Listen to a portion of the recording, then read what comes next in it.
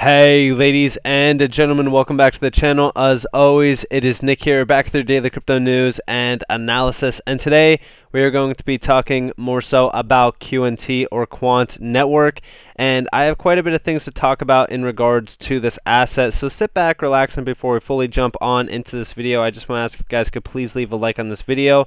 It does help the channel grow immensely, and you guys have no idea how much it truly does help, and it only takes 2 seconds, so if you guys could do so, I will greatly appreciate it. So with everything that we have been discussing with DLT, CBDCs, and all of that kind of noise, I've always talked to you guys about one specific use case, and I know that you are all probably tired of hearing the word, but it is interoperability, and there truly isn't enough in this market to really kind of make this idea of digitization become a realistic thing. But QNT itself is actually becoming a giant within that use case space because they truly are building out the solutions for the gateway for all DLTs to be utilized and properly adopted in. Now this is exactly why I truly believe that even at $183, even at $200, $300, $400, even all the way up to $1,000 plus is severely undervalued.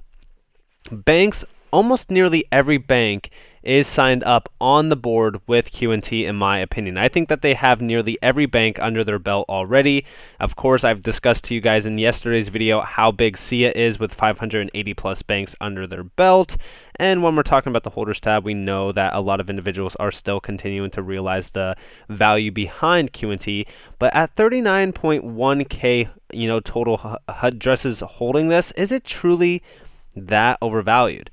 No, because when we're talking even more so about Bitcoin, we know that the total addresses holding Bitcoin are astronomical. I mean, even in terms of the holders tab for Bitcoin, you can pretty much see that there's 39.8 million holding addresses. Compared to 39K, yeah, we are extremely early for QNT. Now, I do suspect that we are coiling up for the next major move on a lot of altcoins, and QNT is also one of them. Now, I did tell you guys this morning that we could possibly be seeing, a little bit of a dropping point tomorrow. So prepare for tomorrow a little bit because I know that the indices look a little bit weak. Bitcoin looks a little bit weak. Of course, this could change in an instance. When we're talking about, the weekly candle close tonight, that's what I'm really kind of watching for Bitcoin, also even QNT and many of my altcoin holdings.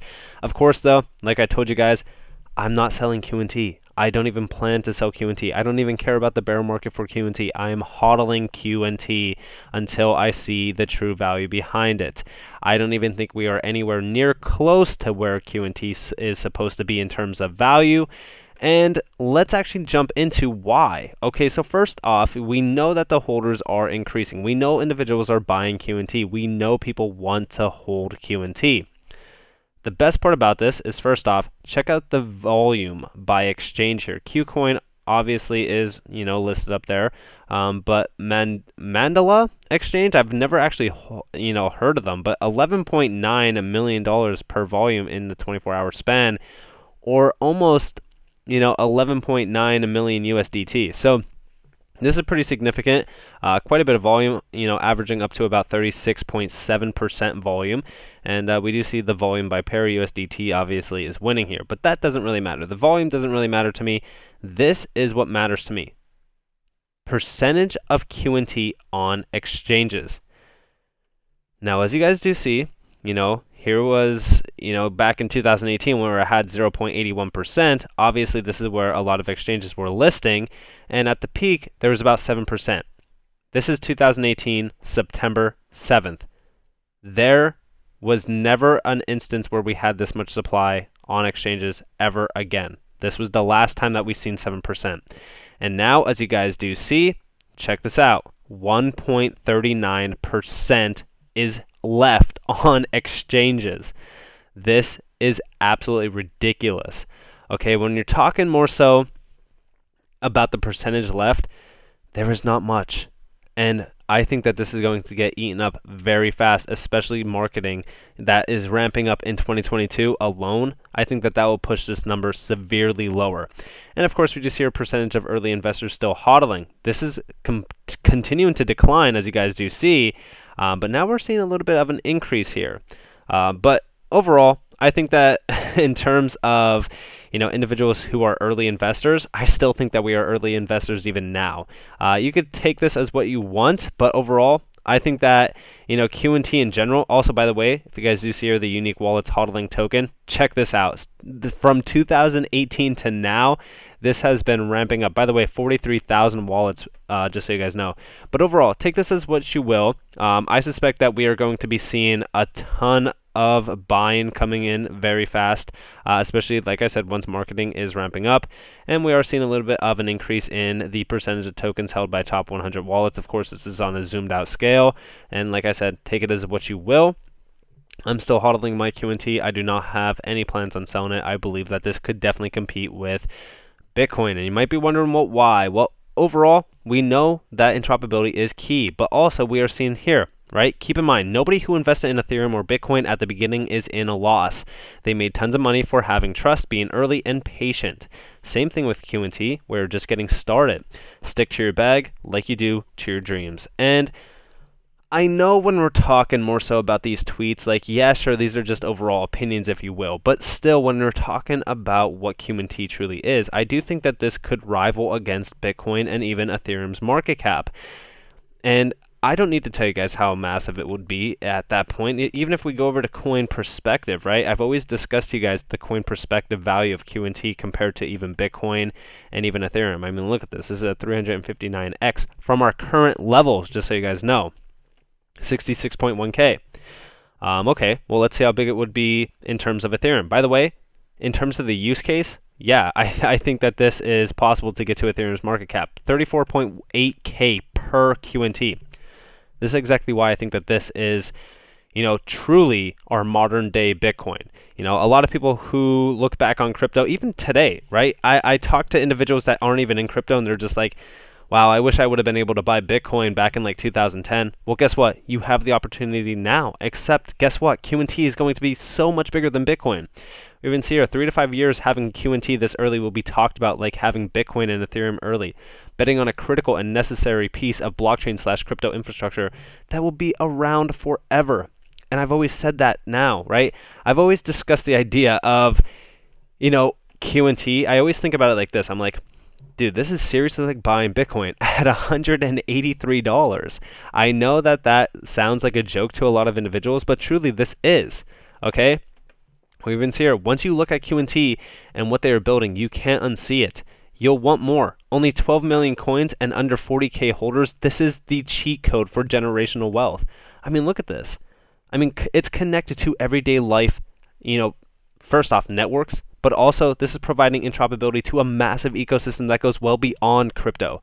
This is interoperability for Amazon Web Services, for SIA that has 580 plus banks, Oracle that we know is a massive giant, Hyperledger, LAC Chain. I mean, just understanding the sheer volume that will flow over QNT in the future is absolutely mind-blowing.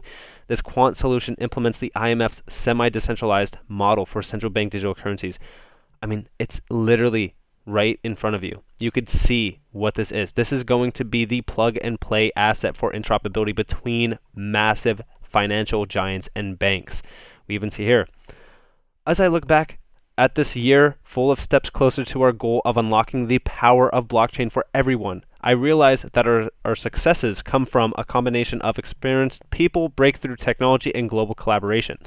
And of course, I've talked to you guys a little bit about, the 2021 reflects and also what we could expect in 2022. It's going to be huge, okay? I seriously don't see QNT not valued at a massive price. I mean, if you just go onto their website and read into their technology, their solutions, I did this back in the summertime. If you guys were a subscriber of mine back in the summertime, you are probably in severe amounts of pretty much still profit on QNT because $30 to $50 was a steal for QNT even then. And just as I'm saying now, these prices are still a steal, okay? Because when we're talking about what they are building, is everybody awake? Very glad to see the reference and adoption of ODAP, Open Digital Asset Protocol, our effort with MIT at the IETF to standardize cross-chain and cross-network transactions and the importance of digital asset interoperability at gateways. And of course, this is from Visa themselves, Gilbert Verdian literally quoting it, the CEO of Quant himself.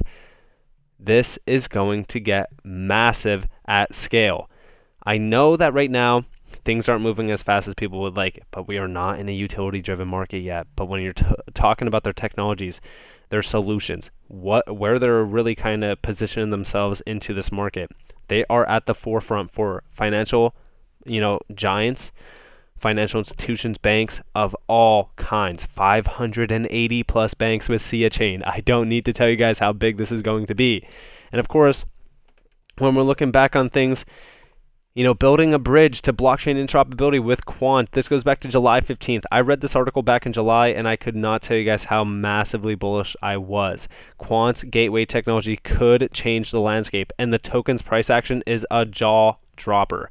Now, of course, when we're talking about this article here, they were talking about how massive interoperability is going to become. Yes, it made some strides throughout the entire year, but when we were talking more so about this, it was $30 to $50. It was absolutely undervalued then, as it is absolutely undervalued now. We even see here, as the folks at Quant point out, this disparity is a serious problem, as the lack of simplicity and interoperability across DLTs and their inability to integrate with different generations of systems is preventing the technology from fulfilling its true potential. QNT as a whole is needed in every DLT nearly, okay? And this is exactly why it's going to become so much bigger, okay? Easy to install. Designed to slot easily into any IT operation, fully compliant with the strictest regulatory standards. A simple design as all connectors are based on a single standards-aligned API. Provides the levels of security and resilience required by international organizations and governments. Facilitates easy migration to various DLTs without the need to rewrite DLT applications. Guys, I'm just saying. People are saying, I'm not quite prepared to declare that Quant's token will replace Bitcoin. That would be a stretch, though I can see how some folks might construct such an argument. In my mind, I really do not see why this could not replace Bitcoin. Okay, I really do think that this is truly going to be an absolute massive gem. Being able to plug and play with nearly every DLT, when we're talking about the future landscape of digitized payments, digitized CBDCs and stuff like that, interoperability is going to be at the forefront. We even see here, universal DLT interoperability is now a practical reality. Okay, and this is coming from Hyperledger Basu, Hyperledger Fabric. They're talking more so about all of this. This is from Luke Riley, Head of Innovation at Quant, as you guys are aware. Now they were talking about the WEF DLT interoperability, Category 1 cross-authentication, oracles. They're talking about API gateways. Proven technology. DLT is proven to be an absolute massive gem for cross-border payments, for payments in general, for scalability, for low-cost fees, for instant settlements. This technology is so new, okay? But it is something that people are realizing becoming the next big wave. Okay, this is the next big wave in payments, in cross-border transactions, and it all leads us back to one absolute massive giant, QNT, being at the forefront for DLT connectivity. Their solutions, it's all for enterprise. It's all for DLTs. This is going to be one of the most special holdings in anybody's portfolio, even if you have just one of them. Because guess what? If you're holding 1, 2, 100, 1,000 QNT, it does not matter. You are extremely early. And if you understand the technology behind this, if you understand the use case behind this, if you have been listening to my channel for a fairly long time, you'd understand that the new system that is being ushered in, and some could argue it's being ushered in slowly, some could argue that it's being ushered in very fast. It is going to revolutionize the entire payment scene.